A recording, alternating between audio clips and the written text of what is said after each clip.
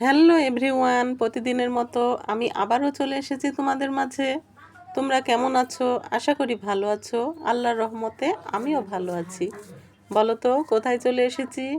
যাই হোক, আমি বলে দিই তোমাদের। আমি চলে এসেছি আরডি মার্কেট, সাহেব বাজার। এখানে ছেলের স্কুলের শার্ট কিনবো, তাই। আর আমি যখন স্কুল ড্রেস কিনে থাকি, দুইটা প্যান্ট দুইটা শার্ট কিনে দিই, কেননা আমার ছেলে প্রচুর ঘামে, এর জন্যে তার লাগে। কিন্তু এখন নতুন ব্যাচ, তাই নতুন শার্টে লাগাতে হবে, ছেলের আবদার। তাই চলে আসলাম মা ছেলে। এখানে একটা শার্ট নিয়ে নিলাম ছেলের জন্যে। নেওয়ার পরে এখন আমার ছেলের আবদার যে আম্মু, সাহেব বাজারে এসেছি বলে কথা, ফুচকা খাওয়া লাগবে, ফুচকা না খেলে তার চলেই না। তাই মা ছেলে কেনাকাটা শেষে চলে গেলাম ফুচকা খেতে। এখানে মা ছেলে অলরেডি ফুচকা খেয়ে নিচ্ছি। আর এই ফুচকা আসলে একটা লোভনীয় খাবার, ছোট বড় আমার মনে হয় সবারই ভালো লাগে। আর ছেলের সাথে সাথে আমারও বেশ মন চায়, তাই মা ছেলে একসঙ্গে মজা করে খেয়ে নিলাম। যাই হোক, খাওয়া দাওয়া শেষে এখন বাড়ি চলে আসলাম আমরা।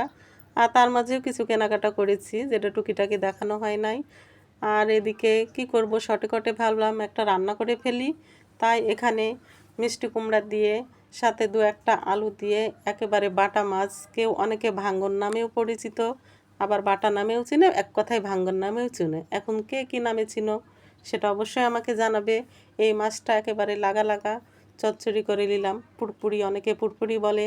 যাই হোক, আমার ছেলে এই রান্নাটা দেখে তো বলল, জাম্মু খুব সুন্দর হয়েছে। আর এদিকে খেতে বসে গেলাম। গোসল আর নামাজ শেষে দুপুরের খাবার। আর যেহেতু আমার বাড়িওয়ালা বাসাই নাই, তাই এই রান্নাটা একটাই ঝটপট করে ফেলেছি আমি। আর আমার বাড়িওয়ালা যদি থাকতো, সাথে ডাল করা লাগতো, সে ঝামেলাটা আর করা লাগলো না।